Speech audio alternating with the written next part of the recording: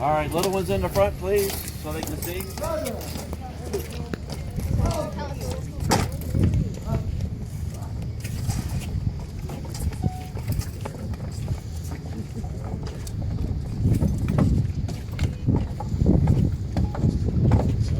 Well, ladies and gentlemen, good afternoon. Welcome to Castillo de San Marcos National Monument, part of your National Park Service, and our cannon firing program for you today.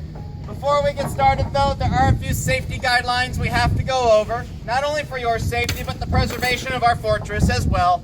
We simply ask everyone, while you're up here with us, to help us preserve the fort by not climbing, sitting, or standing on the cannons, the cannon carriages, or the fragile shellstone walls of the building itself.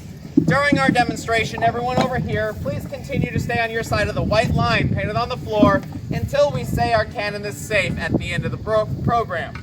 After we say it's safe, you all are welcome to cross that line, ask questions, and take pictures. Just please wait until we say our cannon is safe at the end of the program. When we fire this cannon, it will be very loud.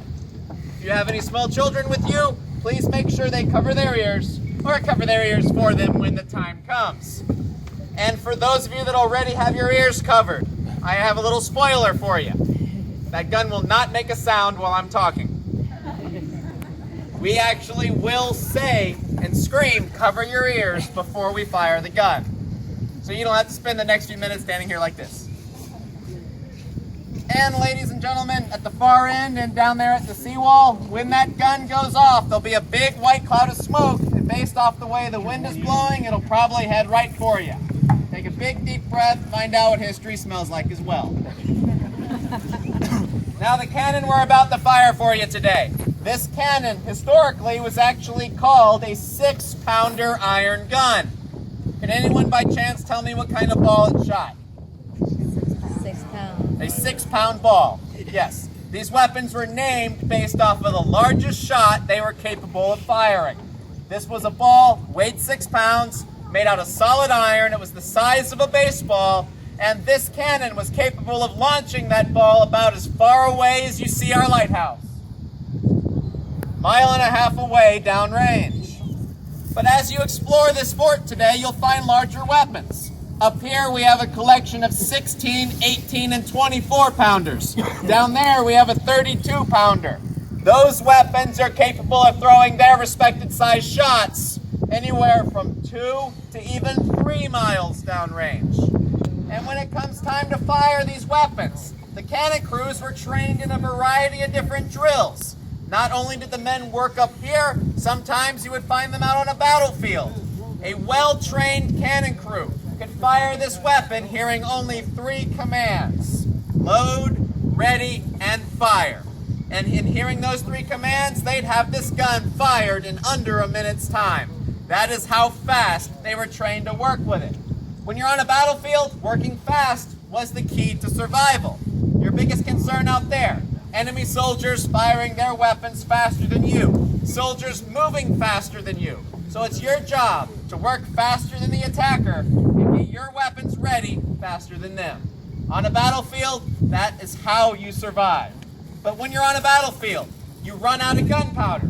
Your next plan of action is to turn around and run away. Now let's take that cannon crew and put them inside of a fort. Now you're in a place that's not going anywhere. You have thick, heavy walls. You have lots of guns and lots of soldiers. On top of that, if you're under attack, not only are the soldiers in here, but all the families that are in the town evacuate their homes and move into this fort.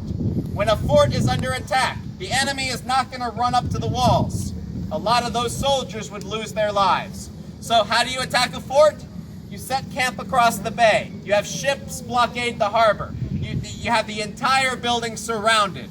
And when that happens, the cannon crews in here, all they have to work with are all the supplies that are down there in those storage rooms. So let me ask you all this. If you're stuck in this building and the fort is under attack, would you tell all your cannon crews to fire their weapons in 1-minute intervals? Probably not. This building is designed so its supplies can last it up to 2 months. And And in doing so, that means you take that 1-minute firing drill and you stretch it out. If you stretch it out, that gunpowder can last you a full 2 months. If you do the battlefield firing drill up here, that 2 months worth of gunpowder only lasts you about 2 weeks. So you have to stagger that firing to persuade the enemy to stay back.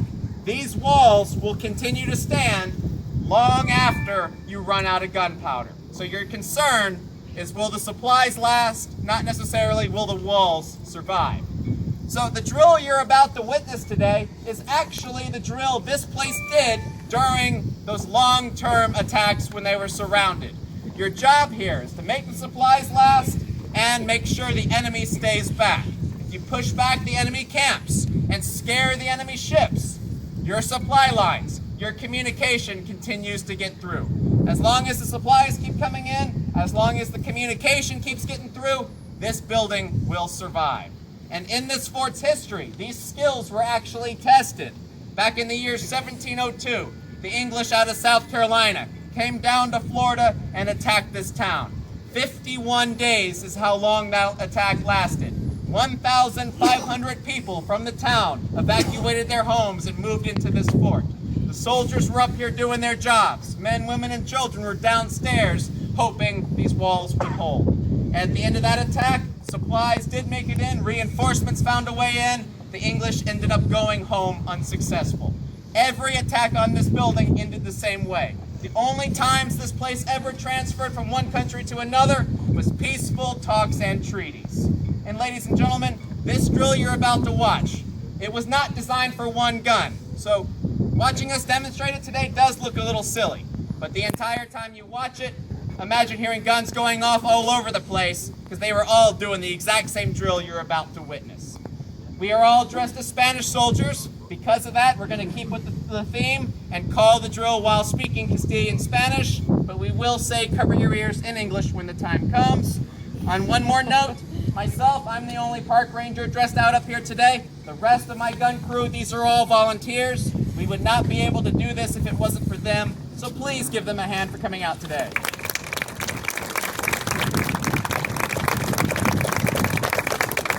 Well, ladies and gentlemen, I'll hand the program over to our gun captain over here, gun commander, and I hope you all enjoy. Thank you.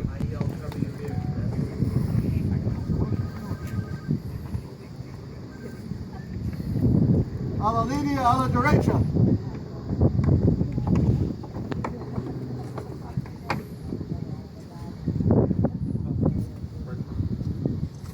Adelante del cañón.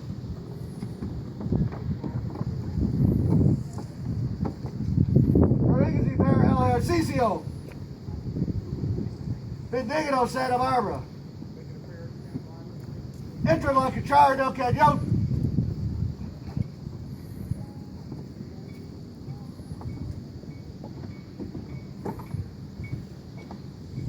Pegados que así está cargado.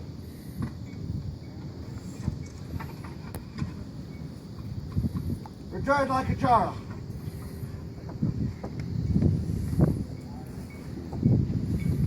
Entra la nada y tapa el apagón.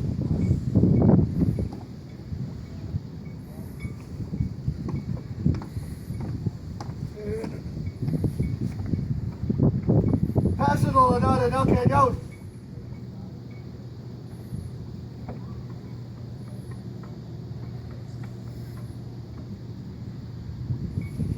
Return a su lugar.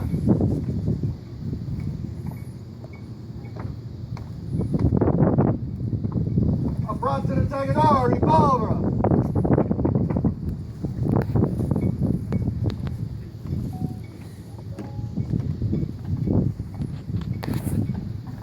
Intraline, okay, yo. Attack it.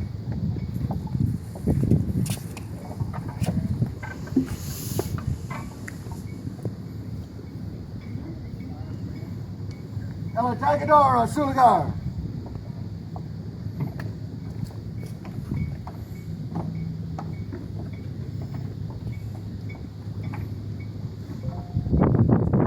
Los suspectos.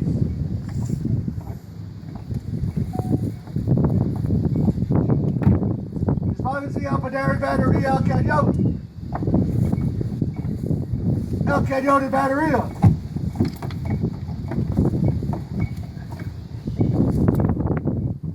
Despazi per la puntería. Apunten.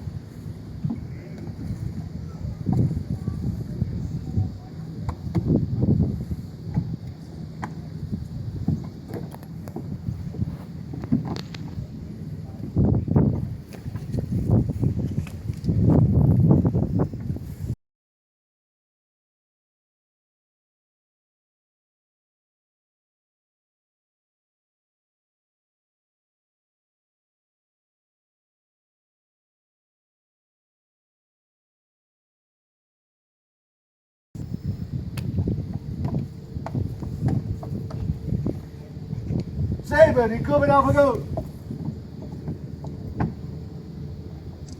Tomen al bar fuego.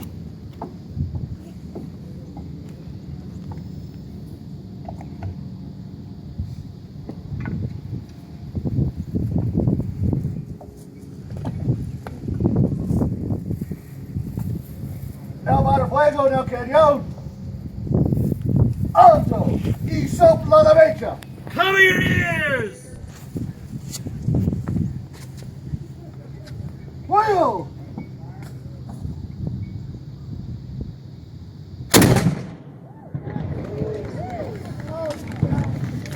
El bar fuego en su lugar.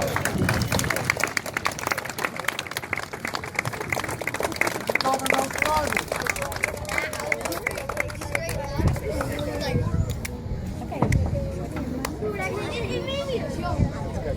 Ahora lo tienes que pagar. Sacar el cañón y la batería. Shook. I shook. Ready, where the batería. Alto. Prolongas en su lugar.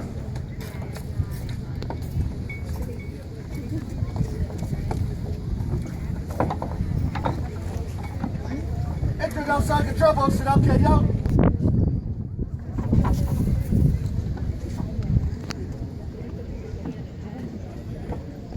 Pase no saca trouble, será el cañón.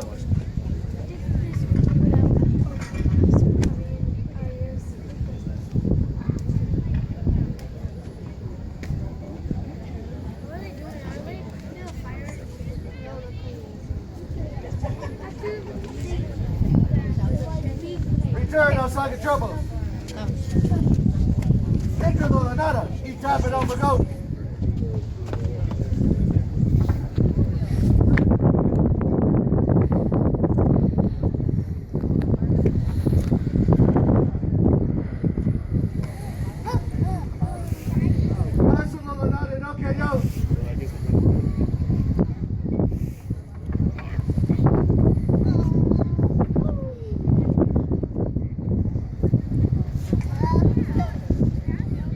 Turn on su lugar.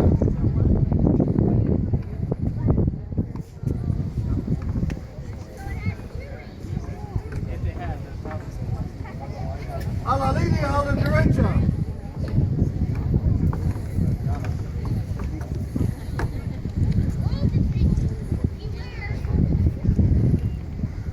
Ya, sí, muy bien.